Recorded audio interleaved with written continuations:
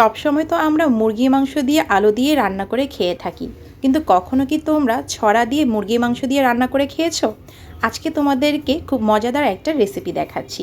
ফার্স্টে আম্মু এখানে একটি পাতিলের মধ্যে পরিমাণ মতো তেল দিয়ে দিয়েছে। মাংস আইটেমে তেল একটু বেশিই লাগে।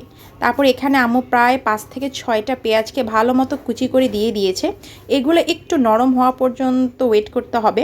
আম্মু এখানে পরিমাণ মতো লবণ দিয়ে দিয়েছিল, যেটা আমার একটু স্কিপ হয়ে চলে গিয়েছে। বাট তোমরা পরিমাণ মতো এখানে পেঁয়াজ দিয়ে নিবে।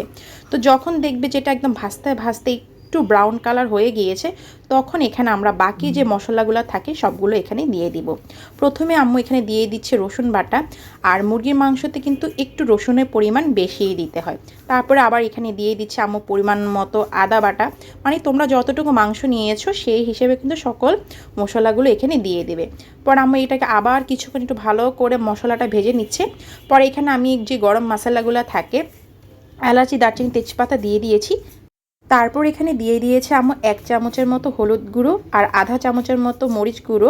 আমরা অনেক বেশি ঝাল খেয়ে থাকি, বাট আম্মু আজকে একটু ঝাল কম দিচ্ছে। তোমরা তোমাদের ইচ্ছে মতো কিন্তু মরিচের গুঁড়োটা দিতে পারো, মানে যে যেভাবে ঝাল খাবে। তারপর এগুলো আবার আম্মু একটু নাড়াচড়া করে এখানে আমার নানুর করা একটা গরম মশলা দিয়ে দিয়েছে। ট্রাস্ট মি, এই মশলাটা দিলে কিন্তু খাবারের স্বাদ আরও অনেক বেশি বেড়ে যায়। তারপর আম্মু এখানে একটু গরম পানি দিয়ে দিয়েছে, দিয়ে এটাকে এখন ভালো মতো কষিয়ে নিচ্ছে। আমি বরাবরই বলি, একটা রান্নার মশলা যদি ভালো মতো না কষানো হয় তখন কিন্তু খেতে ভালো লাগবে না। তো পরে এখানে আম্মু কেটে রাখা দেশি মুরগিগুলোকে ধুয়ে রেখেছিল, সেগুলোকে দিয়ে দিচ্ছে। দিয়ে আবার ভালো করে এগুলোকে কষিয়ে নেবে। এই যে দেখো, এবার কিন্তু ভালো করে নাড়তে হবে, নাহলে নিচে দিয়ে যদি তোমাদের কি বলবো তরকারি যে মশলাটা থাকে বা কষানোটা থাকে, এটা যদি লেগে যায় তখন কিন্তু একদম টেস্ট বাজে হয়ে যাবে। তো প্রায় যখন কষানো হয়ে গিয়েছে তখন আমি এইভাবে ছড়াগুলোকে কেটে ভালো করে ধুয়ে নিয়েছিল। আর সাবধানে করতে হবে, কারণ মাঝে মধ্যে কিন্তু এই ছড়াগুলো চুলকায়, মানে হাত অনেক চুলকায়।